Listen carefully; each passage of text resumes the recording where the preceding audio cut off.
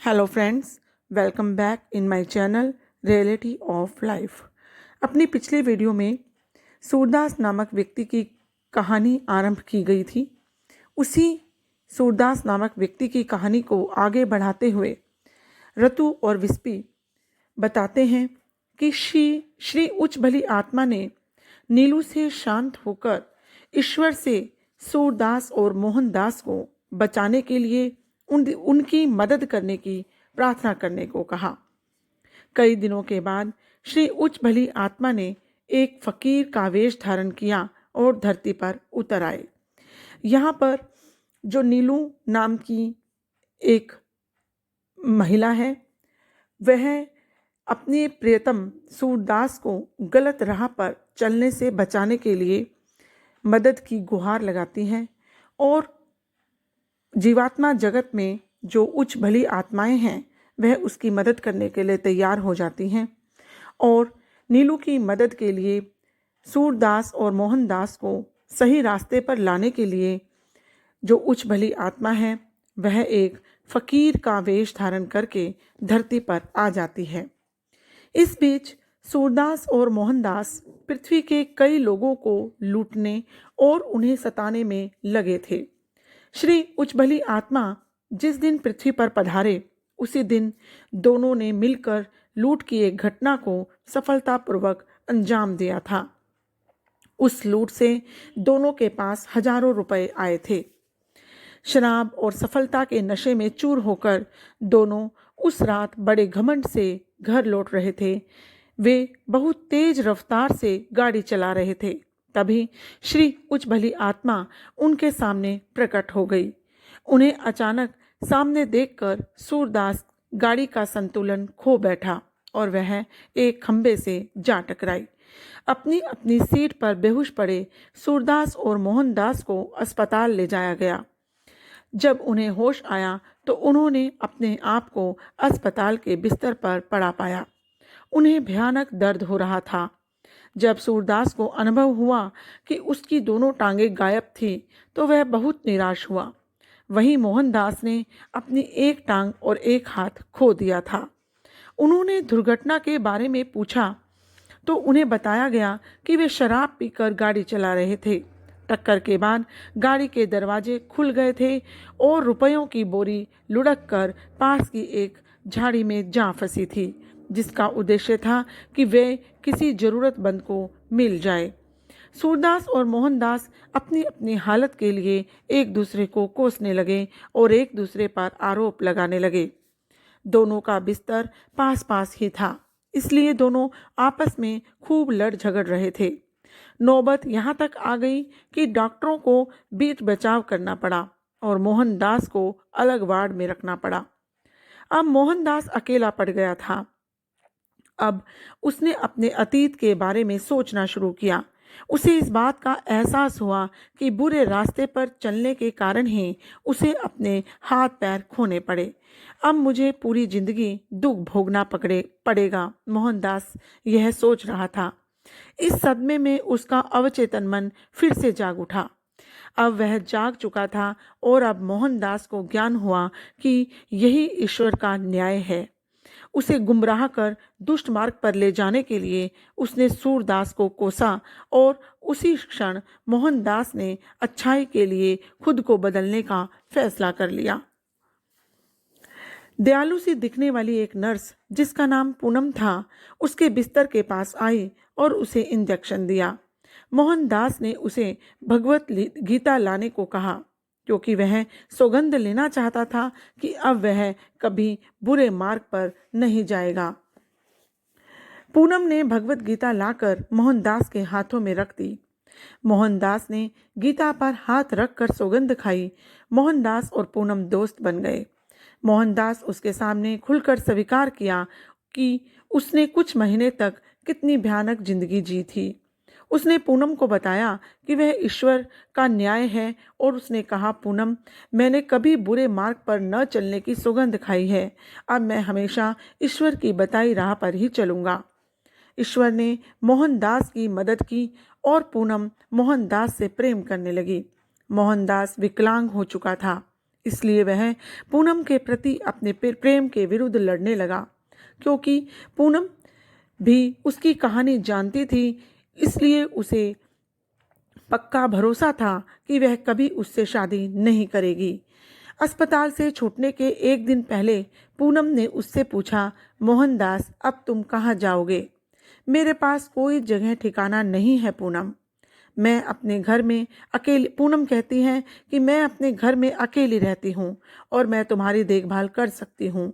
पूनम, मैं तो ठहरा अपंग इंसान, मैं कैसे तुम पर बोझ बन सकता हूँ? मोहनदास कहता है, मोहन, मैं तुम्हें बेहद चाहती हूँ। पूनम कहती हैं कि मैं तुमसे बहुत प्यार करती हूँ, आओ हम शादी कर लेते हैं। तुम्हें अपना पति बनाकर मैं धन्य हो जाऊंगी। उसकी बात सुनकर मोहनदास ने भी उसे अपने दिल की बात बताई और वह भी उससे उतना ही प्यार करता था, लेकिन उस पर थोड़ा बोझ बनना नहीं चाहता था। पूनम ने उससे कहा कि यदि वह उससे शादी कर ले तो उसका जीवन पूर्ण हो जाएगा। क्योंकि वह एक नर्स थी, इसलिए दोनों का जीवन आराम से कटेगा। कुछ समय के बाद मोहनदास शादी के लिए तैयार हो गया और दोनों ने अपनी सगाई की घोषणा कर दी। अगले दिन मोहनदास को जैसे ही छुट्टी मिली, वे दोनों सीधा एक मंदिर गए और वहां शादी कर ली। यहाँ मोहनदास की कहानी समाप्त होती है। अब दोनों का जीवन बहुत खुशहाल हो गया था। आगे चलकर दोनों के 3 बच्चे हुए। मोहनदास ने नकली हाथ पैर लगवा लिए थे और वह अब ईमानदारी की रोटी कमाने लगा। ईश्वर की बताई हुई राह पर चलते हुए मोहनदास खुशी खुशी अपना जीवन बिताने लगा। अब आगे सूरदास की कहानी को आगे बढ़ाते हैं। उस दुर्घटना के बाद वह लंबे समय तक अस्पताल में रहा।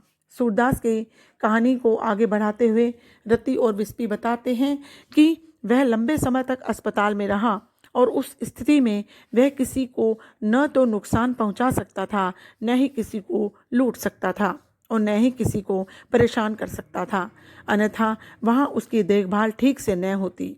हालांकि वह मन ही मन लोगों को हानि पहुंचाने और उन्हें छलने परेशान करने की योजना बनाने में जुटा हुआ था, ताकि वहां से निकलने के बाद वह अपनी करतूतों को अंजाम दे सके। थोड़े में कहें तो वह बद से बदतर बन चुका था। एक तरफ जहां मोहनदास उस दुर्घटना के बाद एक सच्चाई और ईमानदारी का जीवन व्यतीत करने लगा था, उसी तरह दूसरी तरफ सूरदास बद से बदतर हो चुका था। हर किसी को मोहनदास और ईश्वर को कोसता रहता। वह हर समय यह कहता था कि ये जो मेरी आज हालत है उसका कारण ईश्वर और मोहनदास हैं। उसके मन में घृणा भर चुकी थी, यहाँ तक कि वह अपनी माँ से भी घृणा करने लगा था। इसी अवस्था में उसे अस्पताल से छुट्टी मिली। उसने अपनी माँ से बात की और उसके साथ अपने घर पहुंचा। अपने पैर गंवाने के कारण अब वह चल फिर नहीं सकता था, इसलिए उसने अपनी माँ से बहुत मीठे शब्दों में अपने दुष्ट कार्यों में साथ देने का अनुरोध किया। माँ तो दुष्ट आत्मा थी ही, वह खुशी खुशी इसके लिए तैयार हो गई। सूरदास एक तीर से 2 शिकार करना चाहता था। उसने एक विधुर की सारी संपत्ति को लूटकर उसे कंगाल बनाने की योजना बनाई। उसने यह योजना इस तरह बनाई कि वह अपनी माँ से भी बदला ले सके, क्योंकि अब वह उससे भी उतनी ही घृणा करने लगा था। लूट सफल रही। उसकी माँ ने उस व्यक्ति को खूब सताया और लूट के माल को घर ले आई। जब उसकी माँ रात में गहरी नींद में सो रही थी तो सूरदास अपनी व्हीलचेयर पर पैसों से भरा बैग लेकर रफू चक्कर हो गया। उसने कुछ ऐसे सबूत छोड़ दिए थे जिससे लोगों को उसकी माँ पर शक होता। रात गहरी हो रही थी, इसलिए सूरदास अपनी व्हीलचेयर पर सूनी सड़क पर इंतजार करने लगा। आधी रात के वक्त उसने एक गाड़ी को अपनी तरफ आते हुए देखा। उसने गाड़ी को रुकने का इशारा किया। कार फिलिप नाम के एक 20 वर्षीय नौजवान चला रहा था। कृपया मेरी मदद कीजिए, मैं एक अपाहिज हूँ, मेरे पैर नहीं हैं। मुझे खबर मिली है कि मेरी माँ के साथ कोई दुर्घटना हो गई थी और उसे अस्पताल में भर्ती कराया गया है। मुझे इसके लिए कपड़े और दवाइयाँ पहुँचानी है। क्या आप इस अपाहिज की मदद नहीं करेंगे? बेचारा फिलिप, उसे सूरदास पर दया आ गई। घर जाने के बजाय वह उसे अपनी कार में बैठाकर अस्पताल की ओर चल पड़ा। इसी बीच सूरदास ने अपनी पिस्तौल निकाली और फिलिप की कनपट्टी पर टिका दी। उसने फिलिप को हाईवे की ओर गाड़ी चलाने का आदेश दिया।